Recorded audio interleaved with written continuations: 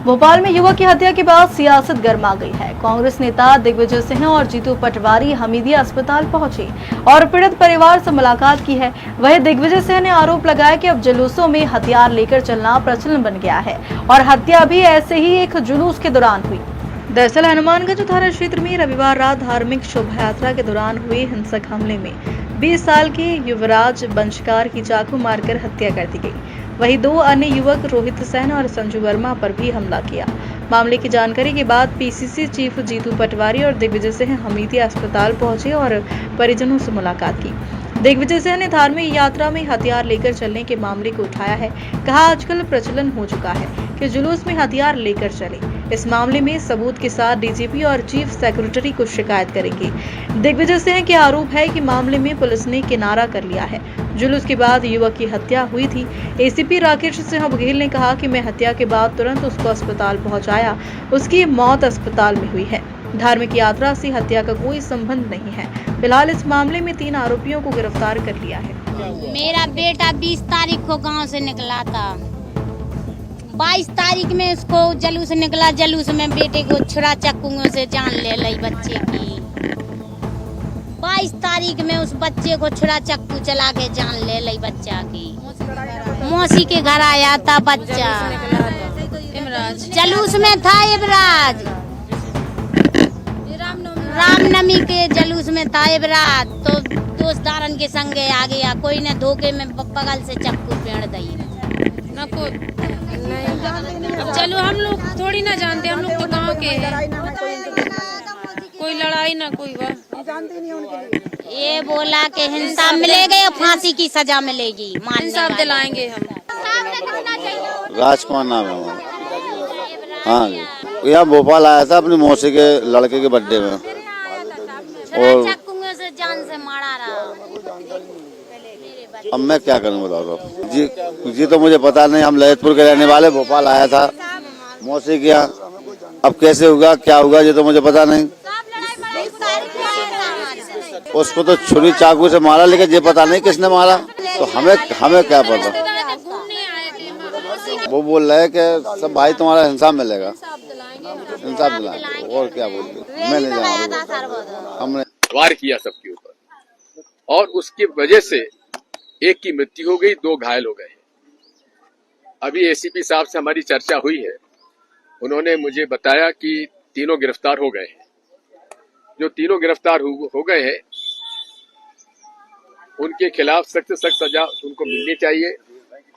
इस मामले में कोई किसी का दबाव में ये लोग नहीं आए, ये मेरा एसीपी साहब से और सीपी साहब से अनुरोध है।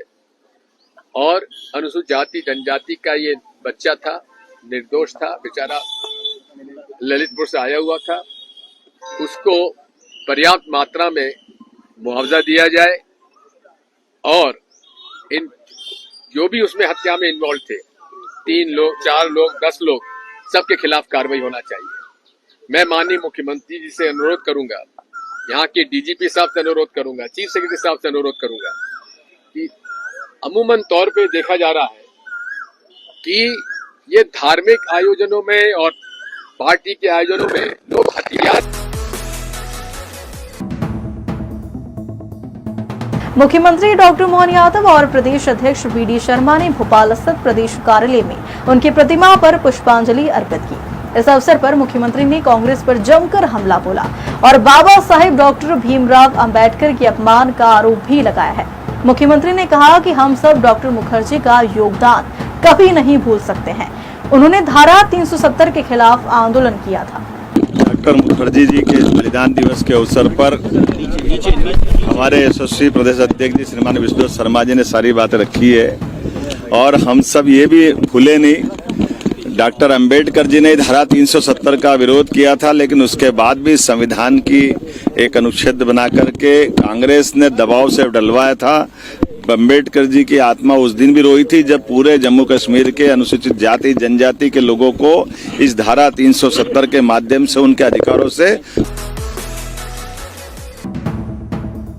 राजा रघुवंशी हत्याकांड को लेकर शिलांग पुलिस की कार्रवाई तेज हो गई है। अब तक इस हाई प्रोफाइल मामले में 7 लोगों की गिरफ्तारी हो चुकी है। ताजा अपडेट में इंदौर से 2 और आरोपियों को पकड़ा गया है, जिनमें एक प्रॉपर्टी डीलर और दूसरा वह गार्ड है जहां आरोपी सोनम ने पनाह ली थी।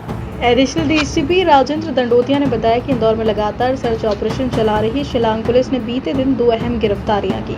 पहला आरोपी एक प्रॉपर्टी डीलर जिसकी मदद से सोनम को ठिकाना मिला था, वहीं दूसरा आरोपी उसे बिल्डिंग का सुरक्षा गार्ड जिसने हत्याकांड में शामिल आरोपियों को रोकने में सहयोग दिया। दोनों ही आरोपियों को शिलांग पुलिस द्वारा कोर्ट में पेश किया है, जहां से उन्हें 7 दिन का ट्रांजिट रिमांड दिया गया।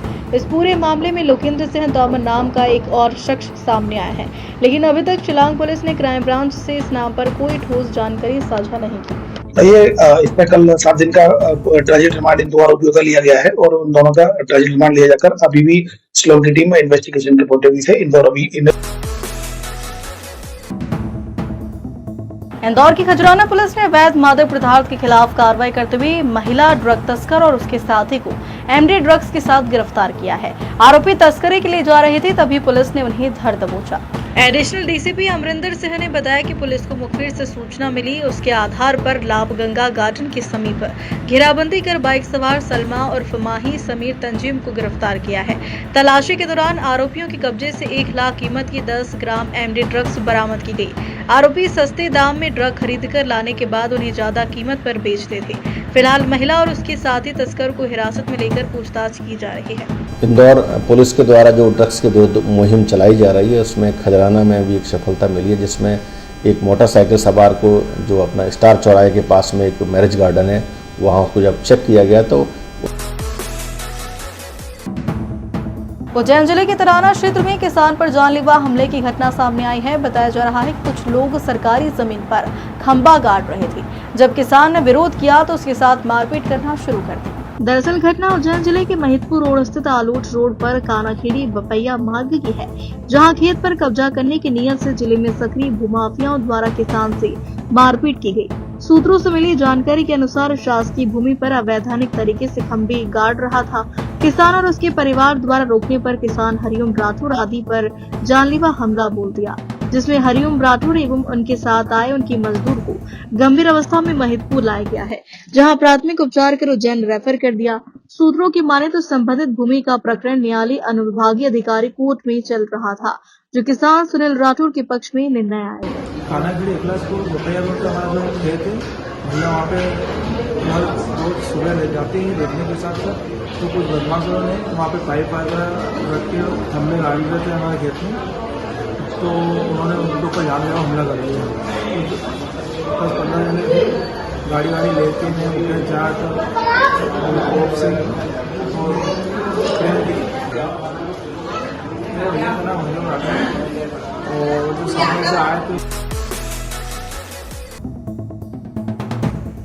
मुख्यमंत्री डॉक्टर मोहन यादव रविवार को अपने गृह नगर उज्जैन पहुंचे, जहां उन्होंने भगवान श्री राम के मंदिर में आयोजित राम अर्चन यज्ञ में हिस्सा लिया।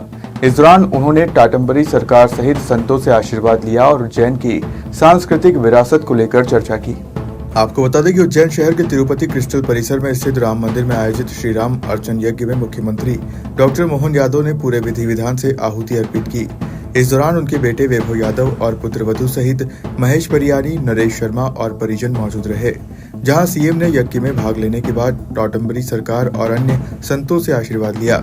यज्ञ के पश्चात मुख्यमंत्री डॉक्टर मोहन यादव डोंगला के लिए रवाना हुए, जहां परछाई गायब होने की विशेष खगोलीय घटना के अवसर पर वे मौजूद रहे। वहीं मीडिया से चर्चा के दौरान मुख्यमंत्री ने कहा कि उज्जैन की सांस्कृतिक पहचान को फिर से स्थापित किया जा रहा है। सूर्य का दक्षिणायन की ओर बढ़ना एक महत्वपूर्ण खगोलीय संकेत है और इसी धरोहर को दुनिया के सामने पुनः प्रस्तुत किया जा रहा है। आज यहाँ भगवान श्री राम दरबार के मंदिर की प्राण प्रतिष्ठा भी है। परम पूज्य टाटम्बरी महाराज और बाकी सारे संतों के साथ मैंने दर्शन भी किए हैं और सुबह अंतर्राष्ट्रीय योग दिवस के कार्यक्रम करने के बाद दोपहर में 12:27 पे उज्जैन के पास डोंगला से जो ऑब्जर्वेटरी पे खासकर शंकु यंत्र के माध्यम से भगवान सूर्यनारायण की कक्षा बदलती है, दुनिया इस बात को जानती है। आज पुनर्स्थापित करने का अभियान चल रहा है। माननीय प्रधानमंत्री के नेतृत्व में विरासत से विकास का यह बड़ा प्रतिमान रहेगा। खासकर आधुनिक साइंस की दृष्टि से भविष्य में स्टैंडर्ड टाइम तय करने के लिए उज्जैन का वो प्राचीन गौरव फिर लौटे, इस कामना के साथ मेरी अपनी ओर से शुभकामनाएं। जय श्री महाकाल, जय श्री।